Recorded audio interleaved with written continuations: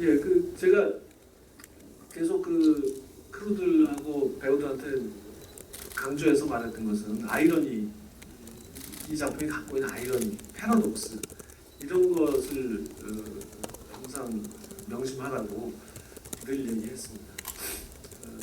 이것은 단순한 드라마가 아니고 겉으로 보이는 것과 거의 겉으로 보이는 것이 다인 영화 작품이 아니다. 그래서 이 안에 담긴 것과는 완전히 반대되는 그런 의미 이런 것을 항상 생각해야 한다. 그것을 제일 많이 얘기했습니다. 제가 각색할 때도 그렇고 이 부조리성에 대해서 예, 그걸 제일 중시했습니다. 또 이제 처음 해보는 일이었고 다 하고 싶었지만 7개는 좀 무리더라고요. 체력으로나 또 그 일의 진행 상황을 봐서도 각본을 아무리 열심히 미리 써놓는다고 해도 계속 많은 관계자들의 그 지적과 요구와 뭐 변수가 등장하고 그러면서 수정해야 되는 일이 생기고 제가 그러니까 앞에 촬영 분량의 앞부분, 초기 부분을 찍는 동안에도 뒤에 찍을 분량들은 아직도 써야 하는 상황이었기 때문에 모든 걸 다 할 수는 없었습니다. 그런데 일단 이제 다른 감독을 이제 기용해야 되는 문제에서 누구를 선택할 것이냐서부터가 일단 쇼를 하는 일이고 그래서 좋은 감독들을 모셔서 다행이고 그리고 각본을 제가 이제 쓰니까 물론 함께 쓴 작가가 있지만 각본을 쓰니까 전체 그 일관성은 당연히 이제 거기서 담보가 되는 것이고 다른 제가 연출하지 않는 에피소드를 담당하는 그런 다른 감독들을 만나서 미리 다 얘기를 하죠. 이런 의도다. 한 줄 한 줄 다 얘기를 합니다. 그리고 연출의 스타일에서 이런 분위기다. 이런 건 안 맞고 이런 건 좋고 뭐 이런 얘기들 다 합니다. 예외는 그 네 번째 에피소드를 하나를 맡은 페르난도 메일레스 감독, 두 교황의 그 감독이 그분을 모신 이유는 그 에피소드는 완전히 다른 완전히 좀 독립된 내용이기 때문에 완전히는 아니죠. 분위기가 완전히 달라서요. 그것은 좀 다른 스타일의 감독이 하려고 했기 때문에 그분을 모셨어요. 아마 정말 지금 업계에서 저와 그보다 더 반대되는 스타일을 가진 감독은 없겠죠. 그래서 마침 또 그게 이제 7개 중에 4번째 딱 한복판에 있는 에피소드 좀 지루해질 수도 있는 그런 때 나오는 거라서 더 잘 됐죠. 아주 활기 있는 그런 연출을 보여줄 수 있었어요. 그리고 이제 나머지 3개를 맡은 영국의 마크 만든 감독에게는 이제 저는 같은 스타일, 같은 톤을 요구했고요. 그래서 뭐 아주 자주 소통하고 현장에도 제가 각본 쓰지 않을 때는 항상 가서 함께 모니터 보면서 의논하고 그리고 이제 제가 먼저 찍었으니까 먼저 찍은 분량을 계속 그가 보게 하면서 이 쇼의 스타일은 이런 거구나라는 걸 이제 이렇게 익힐 수 있게 만들었죠. 그리고 이제 후반 작업은 이제 제가 하니까 당연히 그런 한 감독이 만든 것 같은 그 사화를 빼놓고는 한 감독이 만든 것 같은 그런 균일한 톤을 만들 수 있습니다. 제가 스스로는 이유를 잘 알기는 어려웠어요. 왜 내가 이런 얘기에 끌리는지에 대해서. 저는 사춘기 때 그 존 르칼의 추운 나라에서 돌아온 스파이라는 소설 번역을 읽고 굉장히 심하게 반했었어요.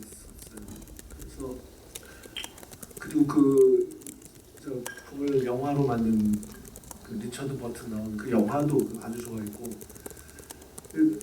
어린 나이에 왜 그렇게 그 음모를 꾸민다.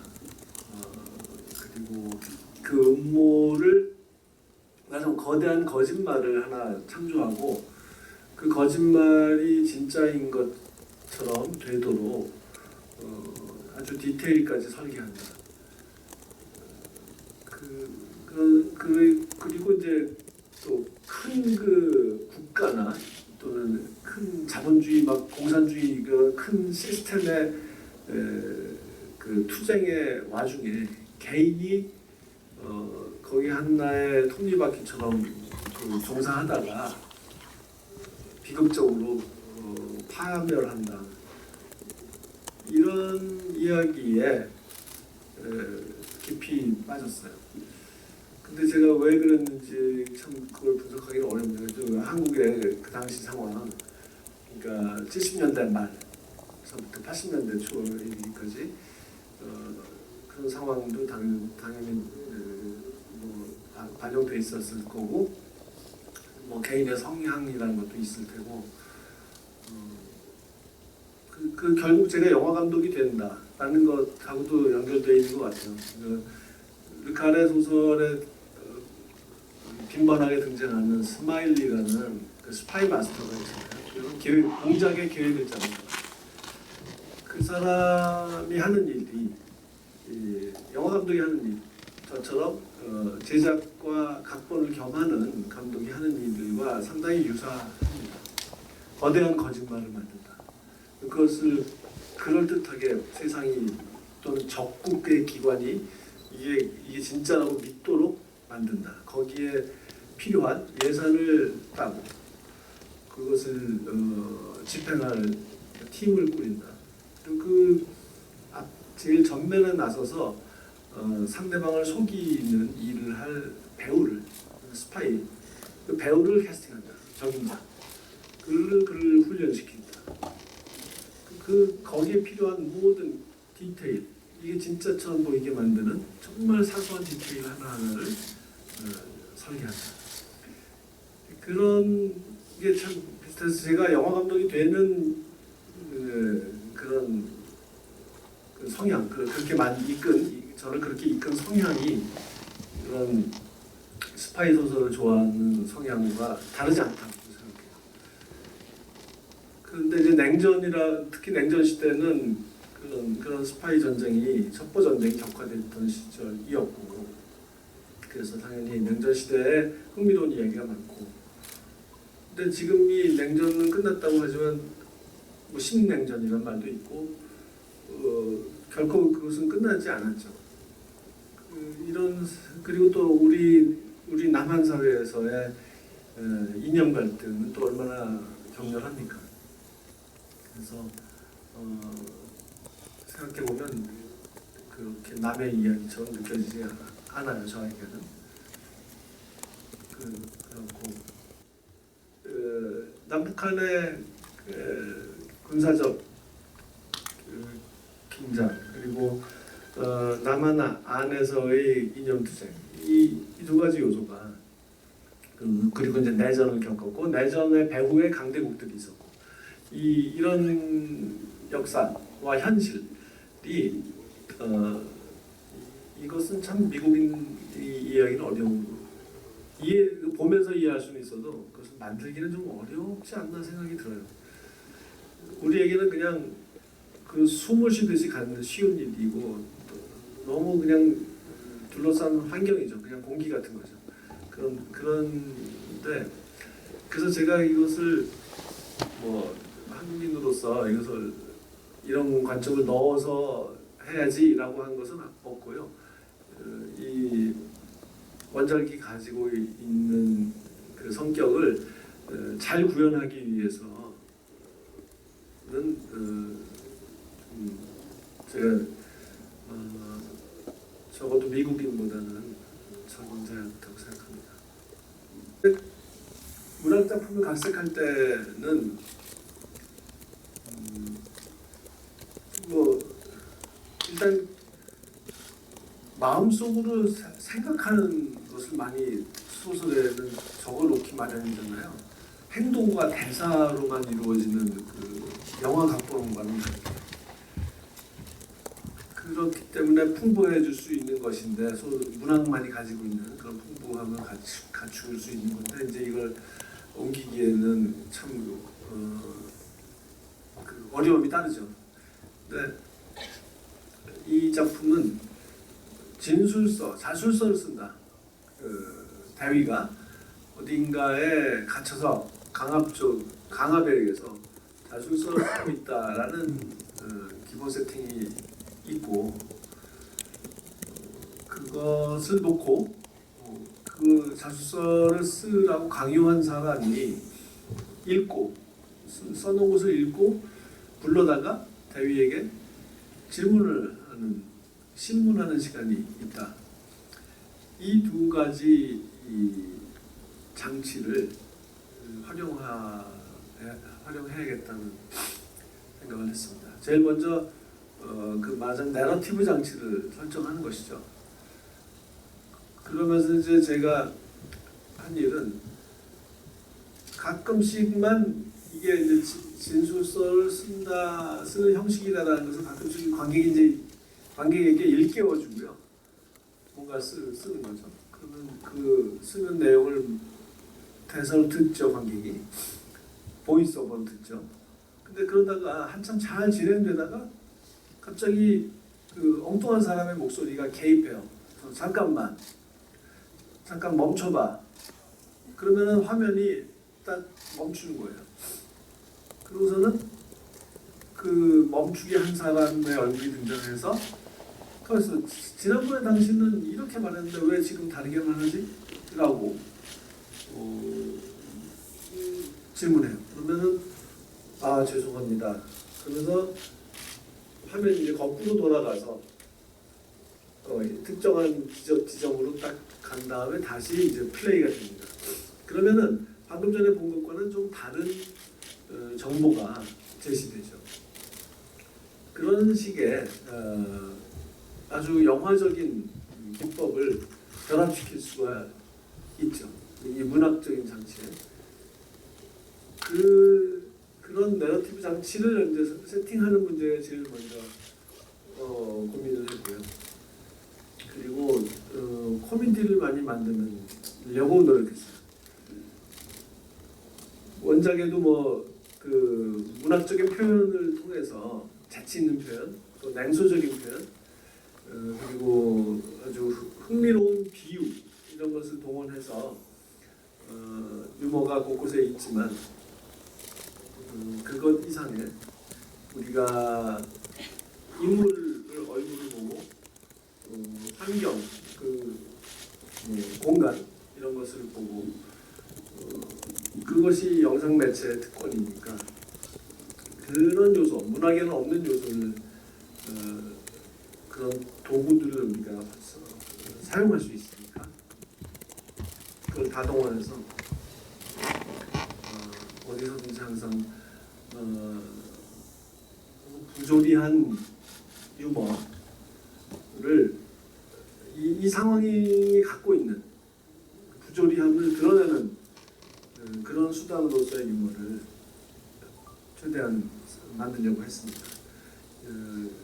이게 그냥 웃기는 게 아니라 이 말도 안 되는 이상한 상황, 논리적이지도 않고 그런 그 불쌍하기도 한 비극적이기도 한 상황에서도 바로 그렇기 때문에 벌어지는 그 씁쓸한 유머라는 게 있지 않습니까?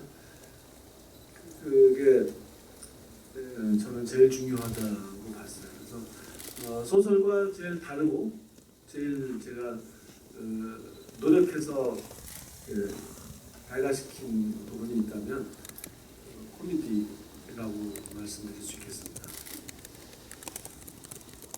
그 한국인으로서 예. 죄송합니다. 한국인으로서 한국적인 무슨 요소를 넣어야 될 것은 물론 없지만 제가 베트남인도 아니고 미국인도 아닌 사람으로서 가질 수 있는 거리감이라는 게 있기 때문에 이 시대 그리고 이 나라들에 대해서 완전히 잘 알지도 않고 그렇다고 아주 모르지도 않는 그 세대로 보나 인종의 문제로 보나 모든 면에서 어느 정도 아는, 그렇지만 완전히 감정이입해서 그냥 동일시하는 그래서 객관성을 잃어버리는 그런 우를 범하지 않을 수 있고 근현대사의 공통점을 가진 나라의 국민으로서 어떤 동병상련의 마음도 있고 또 미국 문화 이 대위가 그렇게 그 매몰되어 있는 미국의 대중문화에 대해서도 저도 어느 정도 그 마음을 알겠고 그렇기 때문에 이 쇼를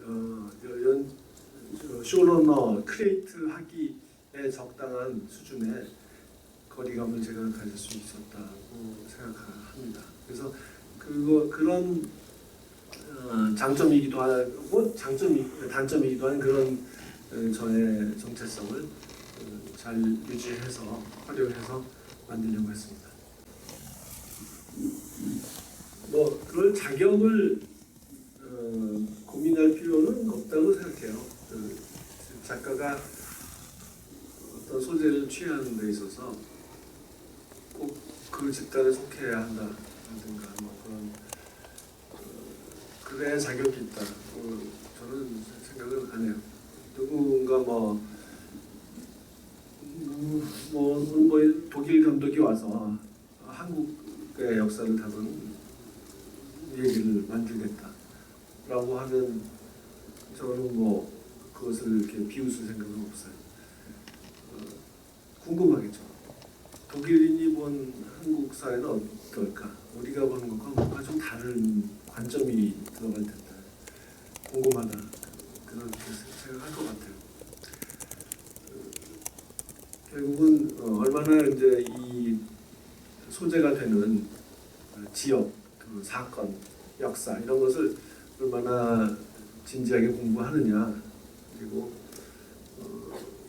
저에게는 이제 주어진 원작이라는 게 있으니까 그 원작의 작가의 의도 다행히 두 작품 다 작가가 생존해 있으니까 리틀 드러머걸 작가님은 최근에 돌아가셨지만 당시에 생존해 계셨고 그래서 많은 대화를 하면서 의도에 대해서 알 수 있었구나. 그런 관점들 그리고 저 나름의 이제 그 객관적으로 지켜보는 사람으로서의 관점을 넣어서 제가 할 수 있는 그 존중 그 역사 속에 살고 있는 사람들에 대한 존중을 담고 전 나름의 영화적인 표현을 구사해서 만들면 된다 이렇게 생각합니다. 답변 감사드립니다. 네, 그 먼저 질문 요청하신 기자님 쪽 질문 먼저 진행하도록 하겠습니다. 서울신문의 오경진 기자라고 합니다. 조금 디테일한 부분에 대해서 질문 드려보고 싶습니다. 이 원작 소설에서는 첫 문장이 상당히 유명하고 또 많은 걸 함축하고 있기도 한데요. 감독님께서는 이걸 일부 그대로 가져오면서도 나름의 변주를 하신 것 같습니다. 드라마에서 특히 이제 저주받았다라는 표현이 이 원작 소설 첫 문장에는 없는 표현인데 이런 강렬한 단어를 품은 문장을 집어넣은 이유가 궁금합니다. 제 기억이 정확하다면 두 양면의 관점에서 볼 수 있는 저주를 받았다는 대목을 말씀하신 것 같은데, 예, 보통 어떤 사안을 반대되는 두 개의 관점에서 동시에 볼 수 있다는 능력을 가졌다라고 하면 그것은 정말 능력을 가진 것으로 표현하고 축복인 것처럼 말하기 때가 많잖아요. 근데 이제 저는 그것을 저주를 받았다고 표현을 했습니다. 이게 축복일 수도 있지만 저주일 수도 있는 거죠. 왜냐하면 그렇게 되면 종합적인 관점을 가질 수 있다는 장점이 있는 대신 분열되기가 쉽다는 양쪽 입장을 다 이해한다는 것은 결국 어느 쪽에도 설 수가 없다는 거고 명쾌하게 하나의 입장을 취해서 쉽게 어느 편을 들고 만족할 수가 없다는 문제가 생기죠. 이쪽도 이해되고 저쪽도 이해됐을 때 근데 이 양편이 극단적으로 투쟁하고 있을 때 어떻게 할 것인가, 이것은 저주가 되죠. 그런 마음을 표현했던 겁니다. 이것이 이념 대립일 수도 있고 분단됐을 때 전쟁 상황을 언급하는 것일 수도 있고 또 동서양의 갈등을 언급하는 것일 수도 있고 여러 면에서 이 소설이 가지고 있는 여러 그 레이어가 있잖아요. 그것들을 다 아우르는 표현이라고 봤습니다. 국제적인 프로젝트는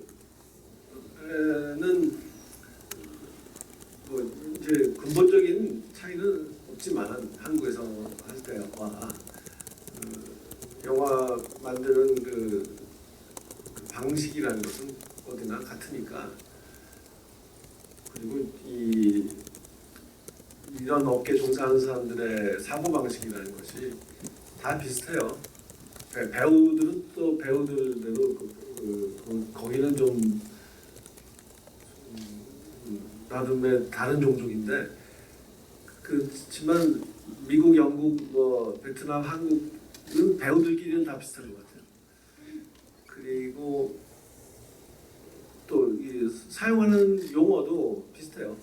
그래서 몇 개의 용어만 알면 그 오해 없이 소통할 수 있고, 물론 이제 저는 통역이 필요한 사람이기 때문에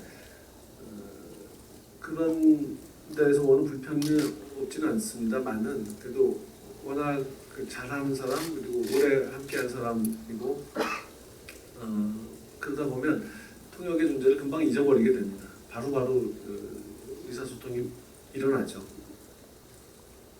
그래서 태국에서 촬영을 많은 부분을 했는데도, 베트남 분량은 다 태국에서 찍었는데도 또 태국 사람들도 마찬가지예요. 거기도 그런 국제적인 촬영을 많이 했기 때문에 다 금방금방 알아듣고 잘 움직입니다. 그래서 어려웠던 점은 이제 캐스팅 하나 정도라고 말씀드릴 수 있겠네요.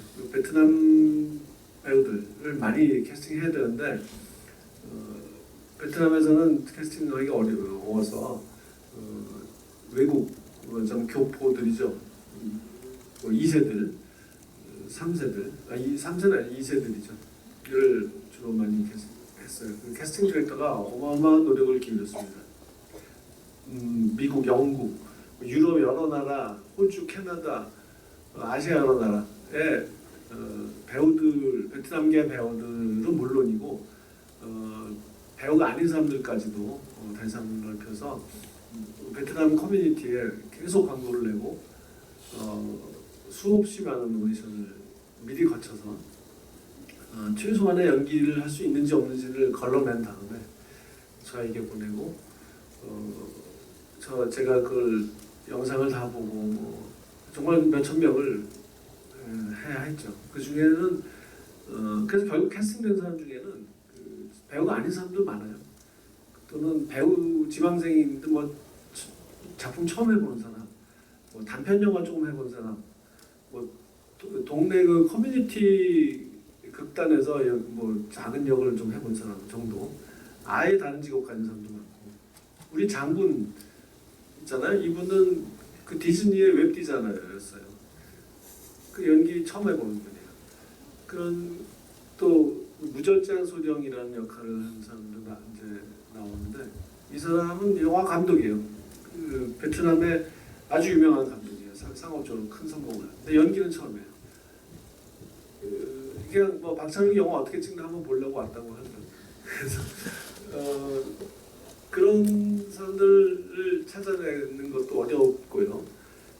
그들을 믿는 것도 참 용기가 필요한 일이에요. 그 오디션이라는 게 뭐 짧게 좀 보는 거잖아요. 근데 이거 갖고 내가 정말 이 사람을 캐스팅했을 때 진짜 이 긴 여정 동안에 많은 다양한 역을 다양한 장르를 연기해야 되는데 그걸 정말 다 잘해낼 수 있을까? 심지어는 하다가 도망가면 어떡하나? 프로 배우가 아닐 경우에. 힘들다고 그냥 가버리면 어떡하나 뭐 이런 걱정까지 해가면서 정말 큰 그 집중해서 아주 예리하게 판단을 해야 하는 건 물론이고 그 사람들 믿고 가는 것에 대한 큰 용기도 필요한 일이었습니다. 그 현장에서 소통할 때도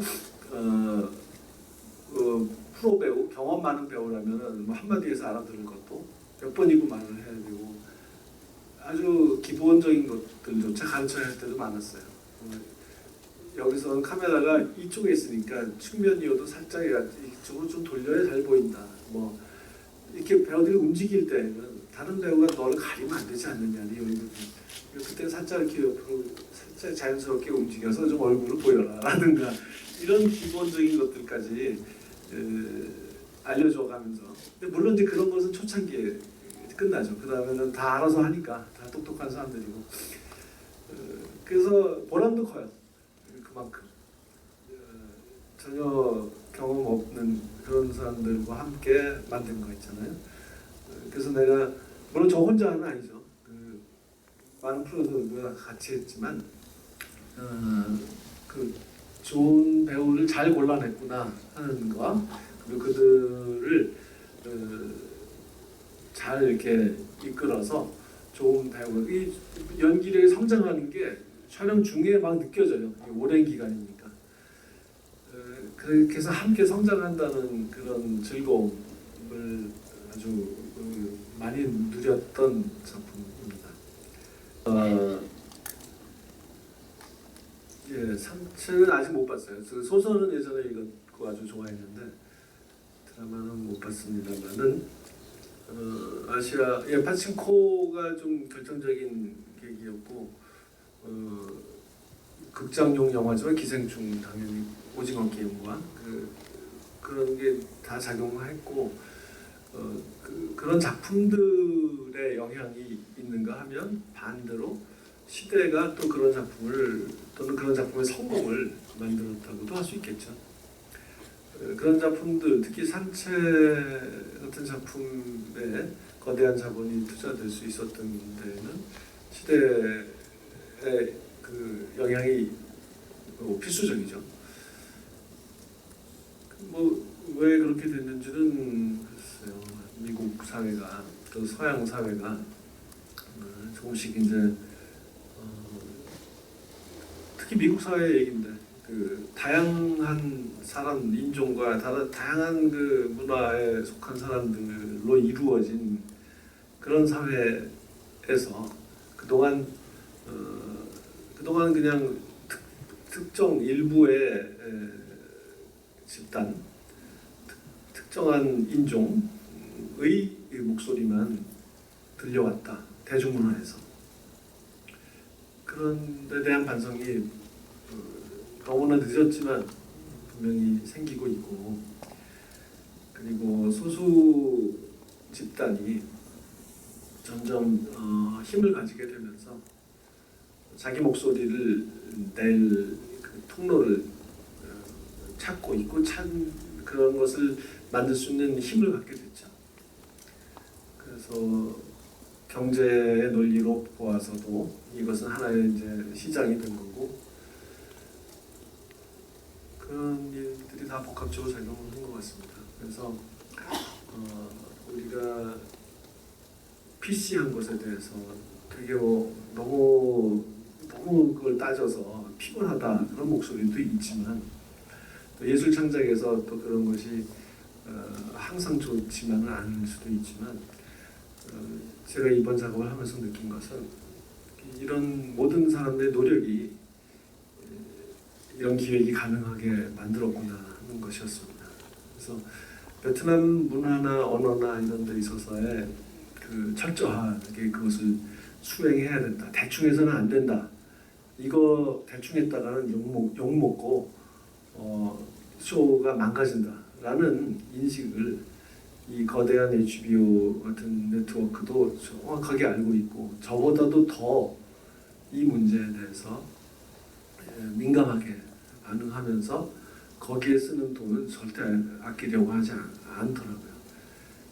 1억 몇 천만 달러짜리 쇼에 이렇게 전혀 처음 보는 베트남 배우들이 대거 등장하고 대사의 뭐 절반 제가 세어보지는 않았습니다만 절반 이상은 베트남어로 그래서 자막으로 읽어야 하고 이런 일이 가능해졌다는 것은 정말 어찌 보면 놀랍고 어찌 보면 너무 늦었고 그런 일이죠. 영화가 아니라 극장용 영화가 아니고 시리즈를 만드는 데 있어서 영화가 따라올 수 없는 매력은 많은 인물을 다룰 수 있다는 점 아니겠습니까?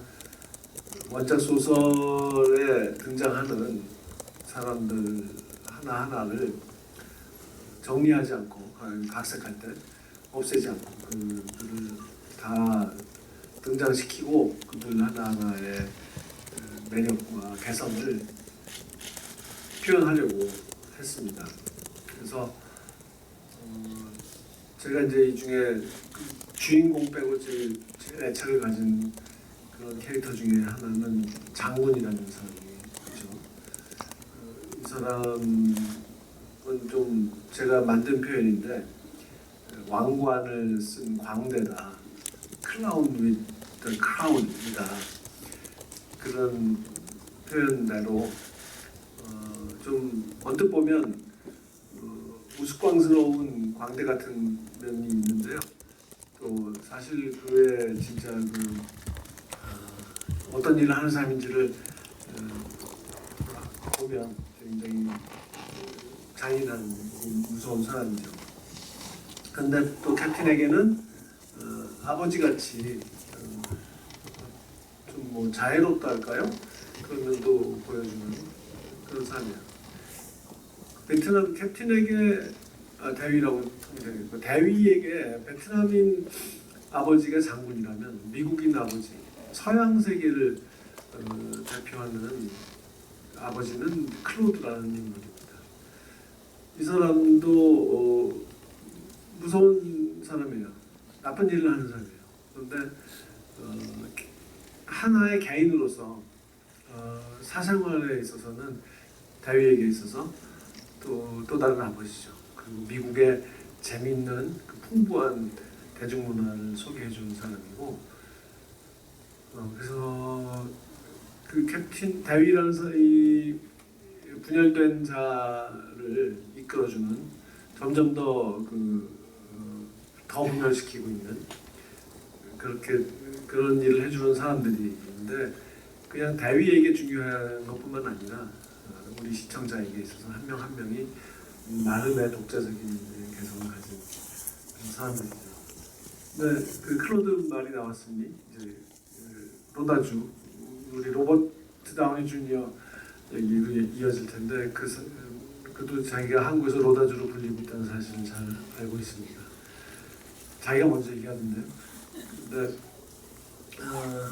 원작 소설을 읽고 분석하고 이제 어떻게 각색할 것이냐를 논의하던 초창기에 떠올렸던 아이디어예요. 그 소설에도 나오고 저희 쇼에서는 3화에 등장하는 스테이크하우스, 고기 썰어 먹는 스테이크하우스 장면이 있는데 소설에서 그 장면을 어떻게 각색할 것이냐를 논의하다가 제가 깨달은 것이 여기 등장하는 한 자리에 모여 있는 이 백인 남성들, 자기 분야에서 성공해서 자리 잡고 있는 이 중요한 인물들, 교수니까 교육 문제, 또 영화 감독, 문화, 또 CIA 요원, 그다음에 하원 의원 이런 중요한 인물들이 결국은 미국을 뜻하는 미국 시스템, 미국 자본주의, 미국이라는 기관을 보여주는 네 개의 얼굴일 뿐이구나. 결국은 하나의 존재구나라는 것을 느꼈어요. 그래서 그 점을 분명히 하고 싶다. 시청자가 단박에 알게 하고 싶다는 생각을 했습니다. 그래서 그러기 위해서 어떻게 각본을 써야 될 것이냐를 공동 작가와 함께 논의하다가 어떻게 교묘하게 대사를 쓰고 뭐 그렇게 하는 것보다도 제일 효과적인 것은 한 명의 배우가 연기하는 것이 아니겠는가 하는데 생각이 미쳤어요. 그래서 이 얘기를 꺼내면 그 같이 프로듀스 하는 동료들이 미친 사람 취급을 할까봐 좀 고민을 오랫동안 하다가 그래 좀 내가 이런 소리 한다고 화내지 마 그러면서 이제 얘기를 했는데 다행히도 모두가 이렇게 좋은 반응을 보였습니다. 오히려 이 아이디어가 오히려 그 A24나 HBO에게 이 기획을 이렇게 설득할 때 아주 좋게 작용했던 것 같습니다. 그래서 그 다음에 그러면 이제 이 역을 그러면 이 여러 역을 해낼 수 있는 백인 남성 중년 배우가 누가 있을까? 이 역을 다 합치면 등장 시간이 거의 뭐 이건 조연이 아니죠. 하나하나씩은 다 조연인데 합쳐놓으면 그 스크린 타임으로 봤을 때 주연이나 다름없죠. 이 굉장히 중요하니까 이걸 누가 할 것이냐. 참 희한하게도 모두가 같은 생각을 했습니다. 그렇게 훌륭한 배우가 많아도 다양한 역할을 다 구별되게 이렇게 개성 강하게 표현하는 그런 류의 능력을 가진 사람은 또 막상 그렇게 쉽게 찾기가 어려울 텐데 모두가 같은 생각을 했습니다. 그래서 그러나 그 로버트는 뭐 TV 시리즈를 한 적도 없고 워낙 슈퍼스타니까 큰 기대는 없이 그래도 생략하고 넘어갔다가 나중에 후회할 수도 있으니까 일단은 보내나 보자라고 해서 보냈는데 다행히 아주 금방 하겠다는 의사를 밝혀놔서 신나게 시작을 할 수 있었죠. 하나씩 공개되니까 좀 요즘 시청자들은 한꺼번에 보는 걸 좋아하는 그런 시대잖아요. 근데 하나씩 한 주에 하나씩 기다렸다가 보는 재미도 꽤 있다는 말씀 드리고 싶어요. 제가 어렸을 때 생각을 하면서 만들었거든요. 니트 드러머 걸리건 이건 TV 시리즈를 할 때는 좀 그런 마음으로 만들게 됩니다.